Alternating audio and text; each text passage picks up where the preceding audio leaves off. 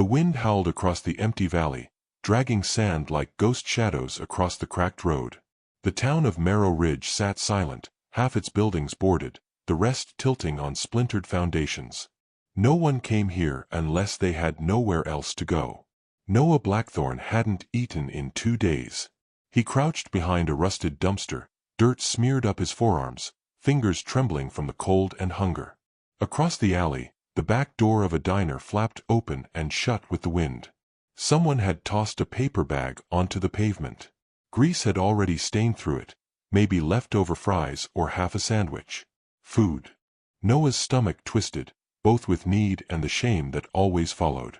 A dog spotted the bag first, mangy, ribs sharp against thin skin, snarling low as it limped forward. Noah didn't move. The dog sniffed, then grabbed the bag in its teeth. Noah bolted. His bare feet slapped against the wet concrete, arms pumping, breath ragged. The dog spun, growling. Noah shouted, a sharp, desperate cry, and kicked at it. The dog lunged, tearing the hem of his hoodie. Noah ripped the bag from its mouth and stumbled back, shaking, the growl echoing in his ears even after the animal vanished into the shadows. He dropped to his knees beside a pile of crates and tore the bag open. Cold fries. Half a burger. 2 bites of something sweet. He devoured everything. Rain started then, thin needles drifting sideways in the wind. He sat with his back against the wall, feeling the food in his belly like a warm stone. He closed his eyes. Somewhere far away, a train horn blew. He imagined it wasn't far at all. By the time he woke, the sun had vanished behind iron-gray clouds. Thunder grumbled over the hills, soft and distant, like something ancient stirring. He pulled his hood tighter around his face and walked. Outside the town limits, the ground opened up, flat, golden plains fading into dry hills. Barbed wire fences stretched for miles, crooked and rusting. A few dead trees clawed at the sky. The wind had teeth now. Noah moved like someone who didn't want to be seen. He followed the fence line, sticking to the long shadows, his eyes scanning the horizon. A rumble cracked overhead, closer this time. Then a strange sound, sharp, sudden, violent. Screaming. Not human. He froze. The wind carried it again, high-pitched, full of panic. An animal. Injured. Close. Noah dropped to a crouch and crawled under the fence, careful not to cut himself. He pushed through tall grass, following the sound. Another flash of lightning lit the sky. There it was. A horse. Massive, black as storm clouds, soaked and thrashing against the fence it had gotten tangled in. Its legs were caught in the broken wire, blood mixing with mud, foam dripping from its mouth. Its eyes were wide, wild, white with terror. A stallion. Noah's breath caught. He'd never seen anything like it. The animal was terrifying. Power in every line of its body. Muscles twitching beneath a soaked coat. Hooves striking sparks against rock.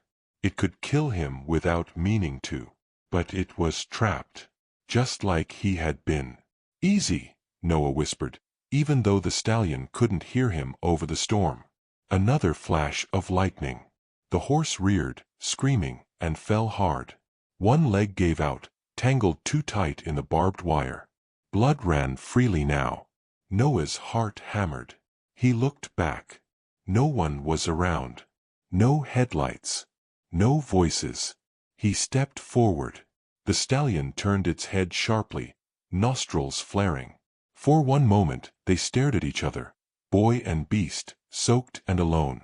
"I'm not gonna hurt you," Noah said, quieter this time. The horse didn't move. Noah crouched, inching closer. His fingers fumbled at the wire, twisted around the stallion's fetlock, digging into flesh. The horse trembled. He worked fast. Pulled the wire loose. The stallion shifted, grunting. Noah slipped in the mud, nearly fell, but caught himself. A sudden jerk. The horse panicked. It kicked out wildly, and Noah rolled back just in time. "Okay," he hissed. "Okay, it's fine. I'm trying to help." The stallion huffed, chest rising and falling like a war drum. Rain blurred the space between them. Noah crawled forward again, slower now, hands up. He whispered, not words, just a soft sound, steady and low. The horse's ears flicked. He reached the second loop of wire, digging through the mud. His fingers bled, but he didn't stop. At last, it snapped free. The stallion jerked its leg, staggered back, then stood. It limped a few steps, eyes locked on Noah. He didn't move. The stallion turned, bolted, but only for a few yards before collapsing again, its injured leg buckling. Noah stayed on the ground, breathing hard. The storm passed slowly. Thunder faded into silence. He rose, unsure what to do next. He wanted to leave. He needed to. But he looked at the stallion again and saw the way it lay, breathing, watching him. Not wild. Not anymore. He sat nearby until the wind died down. By the time dawn painted the sky in pale silver, Noah was still there. He named the horse in his head. Ash. It felt right. 3 days passed before he saw it again. Noah had returned to the fence every night, even when it rained. The world was still cruel. The diner closed early. His stomach felt hollow again. But when he rounded the last hill, Ash was there, standing, limping, but upright. Eating grass slowly, ears twitching. Noah froze at the sight, heart lifting against his will. Ash saw him and didn't run. Noah stepped forward. 1 foot. Then another. The horse watched, tense but unmoving.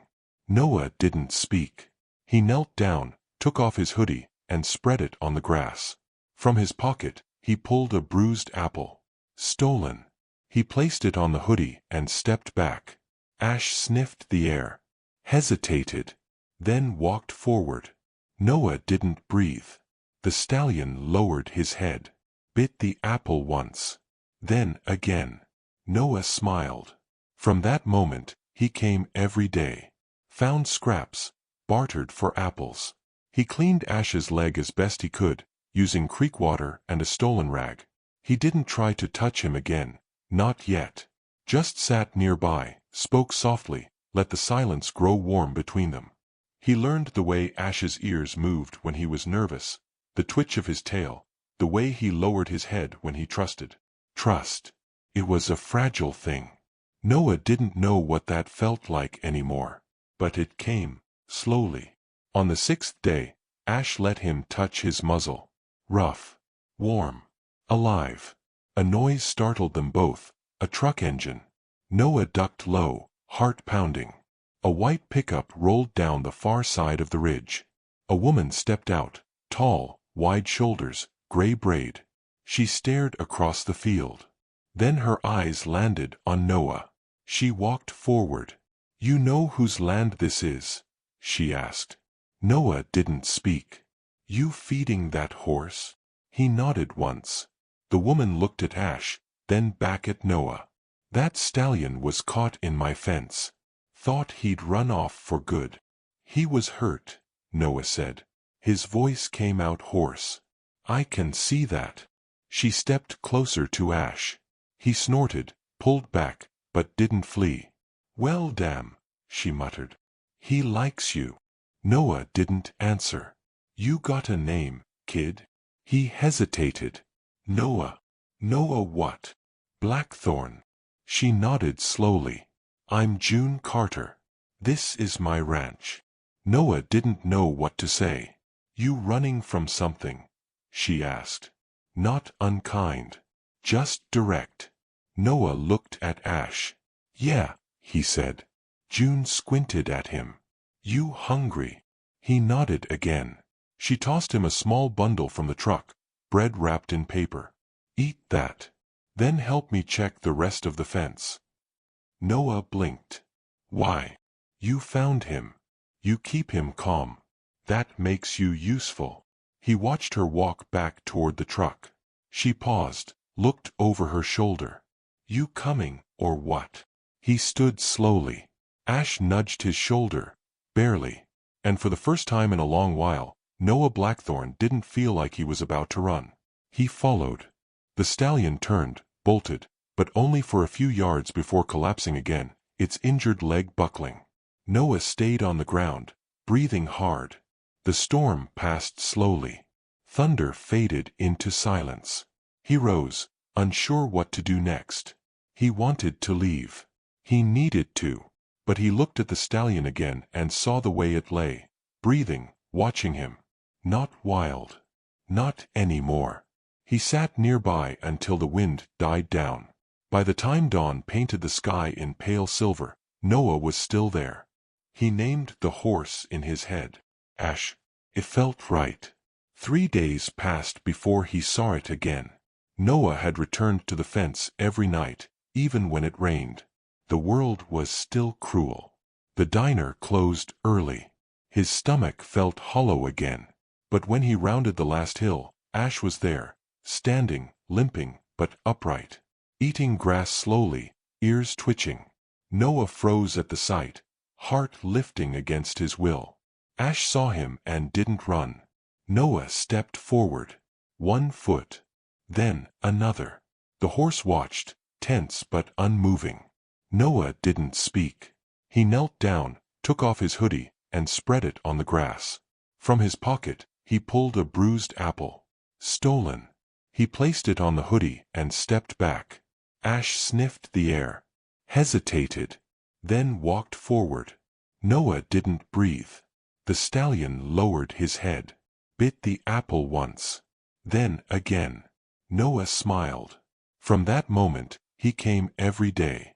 Found scraps, bartered for apples. He cleaned Ash's leg as best he could, using creek water and a stolen rag. He didn't try to touch him again, not yet. Just sat nearby, spoke softly, let the silence grow warm between them.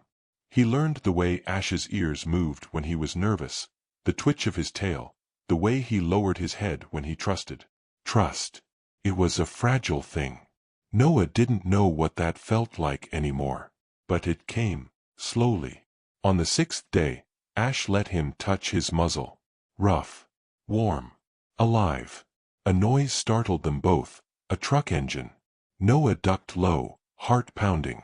A white pickup rolled down the far side of the ridge. A woman stepped out, tall, wide shoulders, gray braid. She stared across the field. Then her eyes landed on Noah. She walked forward. "You know whose land this is?" she asked. Noah didn't speak. "You feeding that horse?" He nodded once. The woman looked at Ash, then back at Noah.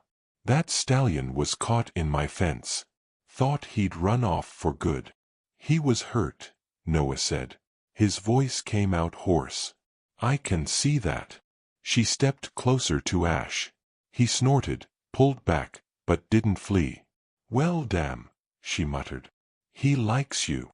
Noah didn't answer. "You got a name, kid?" He hesitated. "Noah." "Noah what?" "Blackthorn." She nodded slowly. "I'm June Carter. This is my ranch." Noah didn't know what to say. "You running from something?" she asked. Not unkind. Just direct. Noah looked at Ash. "Yeah," he said. June squinted at him. "You hungry?" He nodded again. She tossed him a small bundle from the truck, bread wrapped in paper. "Eat that. Then help me check the rest of the fence." Noah blinked. "Why?" "You found him. You keep him calm. That makes you useful." He watched her walk back toward the truck. She paused, looked over her shoulder. "You coming, or what?" He stood slowly. Ash nudged his shoulder, barely. And for the first time in a long while, Noah Blackthorn didn't feel like he was about to run. He followed. "Then we get ahead of it." She pulled up a crate and sat. "You think you're the first lost kid I've seen? This ranch has been home to strays longer than the land's been dry." "I don't want to go back," he said, eyes fierce now. "I won't. You might not have to." He stared at her. "What do you mean?" "I mean, the world has cracks. Places folks slip through. I know the law, and I know when to bend it. But I need you to be sure." "I'm sure." She nodded, lighting a cigarette. Then it's settled. But it wasn't. 2 days later, a deputy showed up. June saw the dust trail long before the truck came into view. She motioned Noah to the barn and stood at the porch, arms crossed. Deputy Lorne was young, stiff-backed, nervous in the way new authority often was. "Morning, Miss Carter," he said, adjusting his belt. "Deputy," she said coolly. "Got a report. Missing boy. Fits a description. Don't see many boys around here." He glanced toward the barn. June didn't flinch. "That your business, or mine?" He hesitated. "Mind if I look around?" "I do, actually." "You got a warrant?" "No, ma'am. Just a skin nice." "Then I'm sayin' no, nice as I can." A long pause. Finally, he tipped his hat and turned. "Don't get yourself into trouble, June." "I've been in trouble longer than you've been outta diapers," she muttered. When the truck vanished over the hill, she walked straight to the barn. Noah sat in the hayloft, knees hugged to his chest. "He's gone," she said. "I should leave." "No. I don't want you to get in trouble." She knelt beside him, her bones cracking as she moved. "Listen to me, Noah. Trouble finds people like us no matter where we run. You want to keep running, you'll spend your whole damn life looking over your shoulder. Or you stand and fight for a piece of something." He looked up at her. "How? We stay smart. We stay quiet. We stay together." He didn't respond, but for the first time, he believed her. That night, the storm returned. Ash bolted in the wind, kicking up dust, eyes flashing. Noah chased him across the paddock, rope dragging behind him. He called out, not with fear, but with strength. "Ash. Hey. It's me." The stallion slowed, snorting hard. Noah walked toward him, not fast, not slow. He held out his hand. Ash came to him. They stood there, wind tearing through the dark, and the rope dangled from Noah's hand.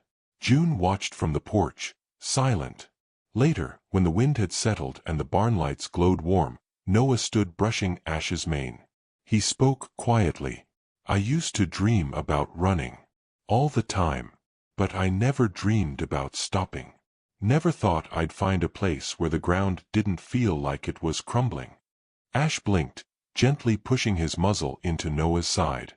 The next day, they rode for the first time. It was rough, awkward. Noah's legs shook and Ash bucked slightly, but June walked beside them, giving small instructions. "Hold your center," she called. "Breathe with him.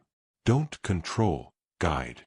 Noah closed his eyes for a moment, then opened them. They moved together.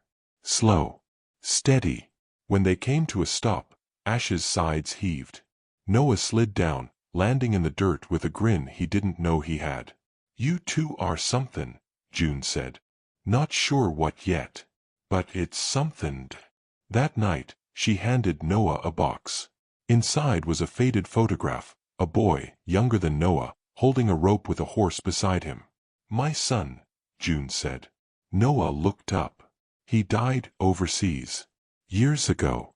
This place was his dream. I just kept it going.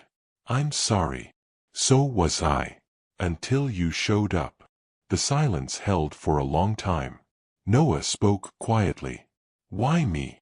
June shrugged. "Sometimes the land chooses. Sometimes the broken things find each other." Noah held the photo longer than he needed to. In the distance, Ash nickered softly. And for the first time, Noah felt like something was starting, not ending. Noah watched through the barn slats, heart pounding. The same suited man stepped out first. This time, he held a paper in his hand. "Search warrant," he said. June didn't blink. "Show me." The deputy flanked him, silent. "This property is suspected of sheltering a minor under state protection. We will search the grounds." "You do that," June said, stepping aside. Noah ducked lower as boots crunched toward the barn. His hiding place was crude, behind bales stacked high, tarp pulled tight. He could hear every step. Then a loud snort. Ash. Noah's blood ran cold. The barn doors creaked open. "There's a horse in here," the deputy said. "Of course there is," the agent snapped. "It's a ranch." More footsteps. "Looks like a stallion," someone muttered. Ash shifted, restless. "Easy," Noah whispered. The sound was too soft to carry, but Ash's ears swiveled. He stilled. The agent stepped closer. Then, crack. A stallboard gave way beneath the agent's foot, splintering. He cursed, stumbling backward. Ash exploded. The stallion surged forward, slamming into the gate. The latch snapped. Ash bolted through the open barn, a black blur. The agent shouted. The deputy tried to follow, but Ash was faster. Chaos erupted. Noah slipped from the hiding spot and ran. He darted through the side door, around the barn. The night air struck him like ice. He saw Ash galloping toward the ridge, wild and beautiful, thunder rolling behind him. "Noah!" June called. "Stop!" But he didn't. He ran for Ash. The stallion paused at the top of the hill, as if waiting. Noah reached him, grabbed the mane, and swung onto his back without a saddle. Ash didn't resist. They rode into the storm. Wind howled, dirt whipped against skin.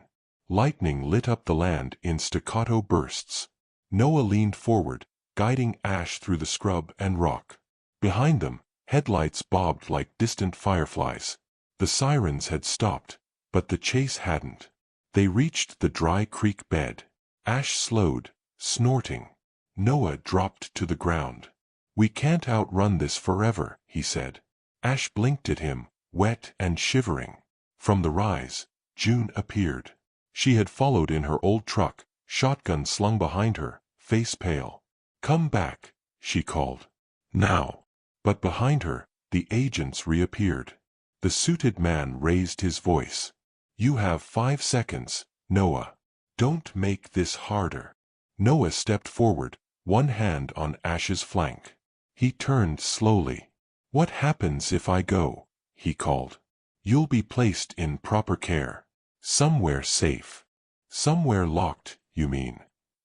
June moved in front of Noah. "He's not going anywhere. You'll be arrested for obstruction. I've lived through worse." A long silence stretched between them all. Ash huffed, stamping his hoof. Noah whispered, "I can't lose him." The agent lowered his sunglasses. "It's a horse." "No," Noah said. "He's more than that." Then the unthinkable happened. Ash moved between Noah and the agents. He didn't charge. He didn't rear.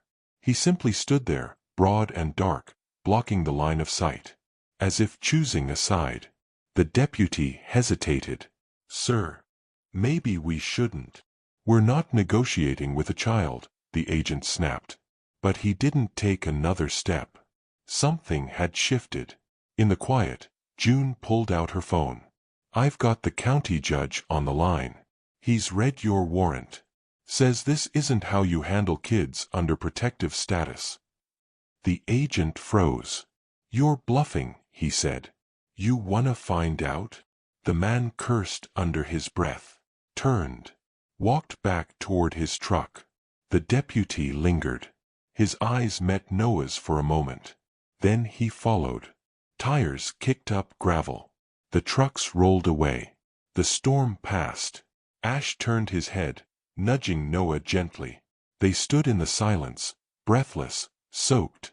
"I think," June said finally, "that stallion just saved your life." Noah smiled. "I think he saved it a while ago." They walked back together. No one said much. But the wind carried something new. Peace.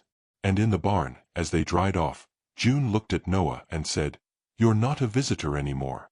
Noah looked at Ash, who lowered his head into the crook of Noah's arm. "I know," he whispered. And this time, it felt real.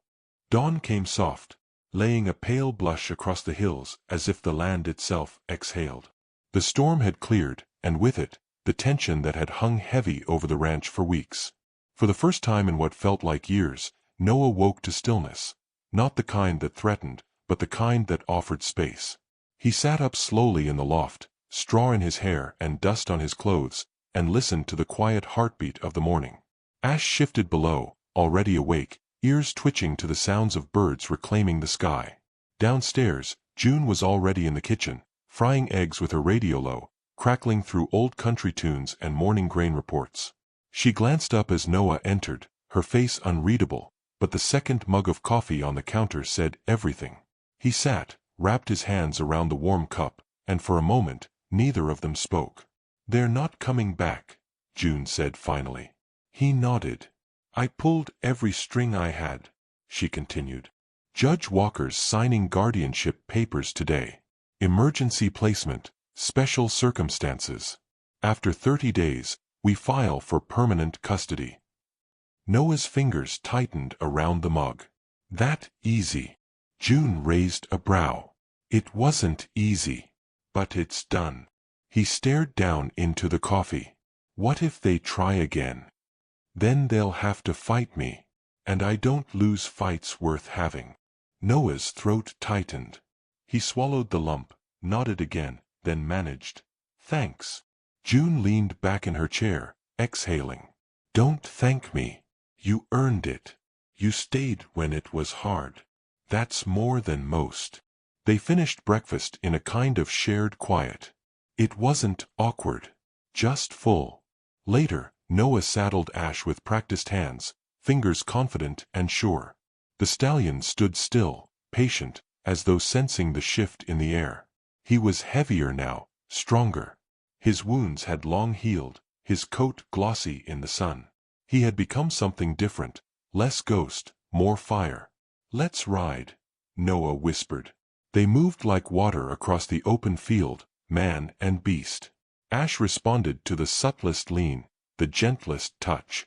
Noah no longer held the reins like a lifeline. He held them like an understanding, a bond. They galloped until the house was a speck behind them, and the wind roared loud enough to drown out every memory that had once tried to claim Noah's name.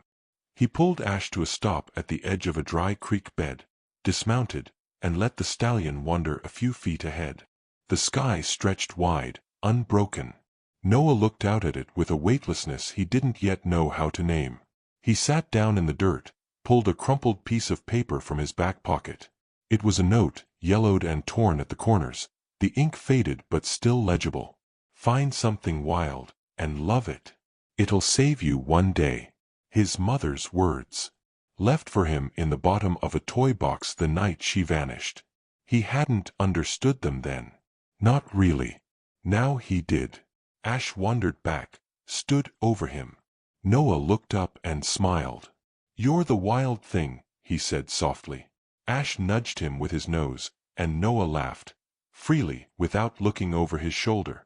By the time they returned to the ranch, June was waiting with an envelope in her hand. She handed it to him without ceremony. "Official now," she said. "You've got a last name here. Not a label. A place." Noah opened it slowly. Inside were temporary papers with her signature at the bottom. Next to it, his name, Noah Blackthorn Carter. He blinked, surprised. "You added your name." June shrugged. "You'll make it your own." He folded the paper carefully and slipped it into his pocket. "Got one more thing for you," she added, nodding toward the barn. They walked together, side by side, like they'd done 100 times already. But today felt different. At the entrance, June pointed to the back corner. A saddle rested on a wooden post, leather polished, cinched tight, engraved initials burned into the flank guard, NB. Noah stepped forward slowly. "You made this. It was your son's," she said. "I just cleaned it up. He would have wanted it to ride again." Noah ran a hand over the worn leather. "Thank you." June looked at him long and hard. "Just promise me you won't forget where you came from. What it took to get here." "I won't." That night, the stars came out thick and close, like they'd lowered just to listen. Noah sat by the fire pit, Ash lying nearby like a mountain come to rest. June sipped from a flask, her chair tilted back, boots propped on a stump. "Why'd you stay?" Noah asked after a while. She glanced sideways. "Could have asked you the same thing. I mean, after your son, the ranch, the horses, the quiet. It must have been lonely," she said. "Yeah." He waited. "But grief's funny. Some folks run from it. Some wear it like a badge. Me? I built fences. I kept my hands moving until one day, the stillness didn't hurt as much." Noah nodded slowly. "I think I was always waiting," she added, "for something to come along and remind me why I stayed." They let the fire crackle between them. Then, with a voice low and certain, Noah said, "I used to think the world didn't want me. That maybe I wasn't made right. Too loud.